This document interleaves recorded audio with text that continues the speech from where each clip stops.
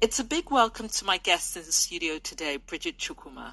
Bridget is a management consultant and co-owner of a desserts company in Nigeria, Lagos. Enjoy these highlights from our conversation on Time with FLORA.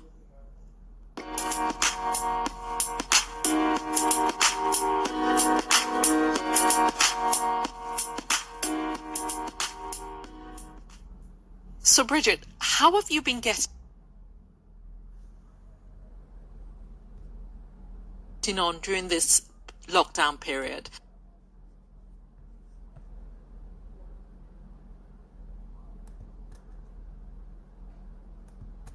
Welcome to the Time with FLORA podcast, where we talk, learn, and grow together. It's a big welcome to my guest in the studio today, Bridget Chukwuma.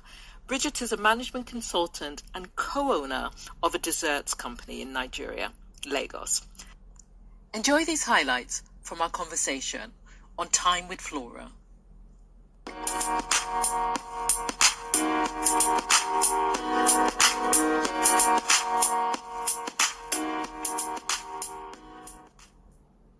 So Bridget, how have you been getting on during this lockdown period? We're both in Lagos. We're now into the going into the, I think, fourth week. Just ended the third, going into the fourth. How have you been coping with that? How am I thriving and surviving during the time of COVID-19? Well, as a consultant, I've always used Zoom for meetings and webinars. For the last 3 years, and I work from home. So it's part and parcel of how I work. There's a lot of planning during the day, naturally. But I do find that in the times of COVID, I need a sense of physical interaction to give my day more of a balance, because going out was part of that balance. So I find I'm using Zoom more now for Zoom meetings, Zoom wine catch-up, Zoom lunch, Zoom birthday parties. So I have a couple of friends, we pour ourselves a glass of wine, we log on to Zoom, and it's as if we're in a restaurant, we have background music playing, and we have a nice 1 hour catch-up as we will do. So it's really one of the ways I find I'm coping and injecting a bit of fun. Zoom is not a professional tool anymore. Zoom is my living tool now.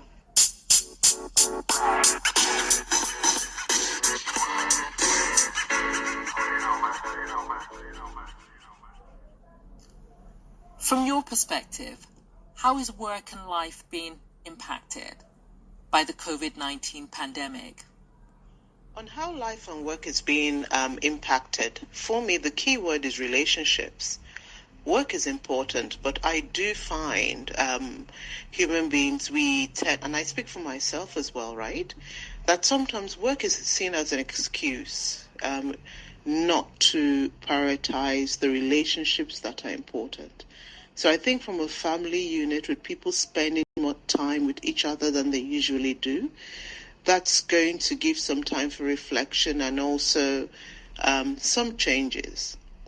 From an employer and employee perspective, employers, despite whatever systems are in place, you really cannot do without your employees. That is clear. And then for employees, your employer is not your enemy. I think there'll be a greater appreciation for work. But I think it's also showing the need for balance and the role each has to play. And the role they all have to play is through the lens of relationship.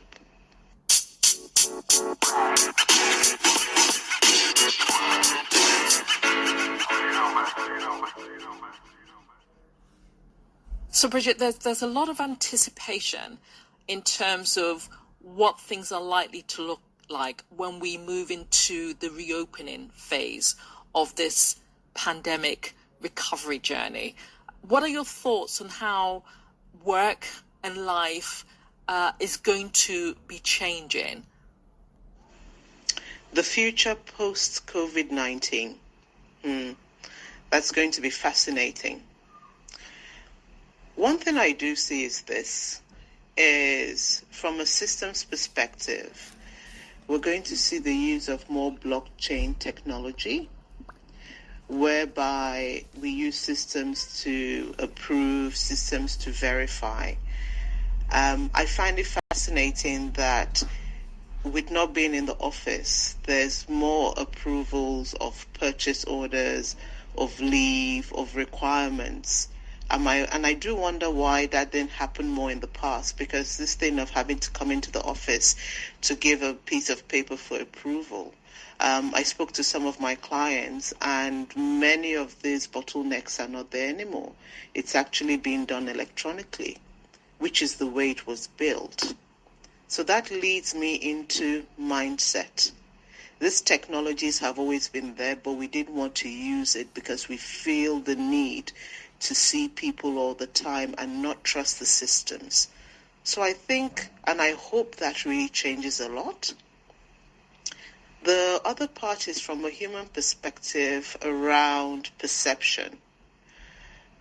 I've always worked from home, so I have a routine. But for those who are working from home for the first time, they're finding that they work more and longer hours. So I hope there's a change in perception that when you're at home and working from home, you're not on holiday, but you're working, and working more likely, and having to be more disciplined. And the last part I will talk about is engagement. There are many companies now who have not had revenue, or who had part revenue in March and paid full salaries. But the reality in April is that your revenue has either dropped by 50% or even more than 50%.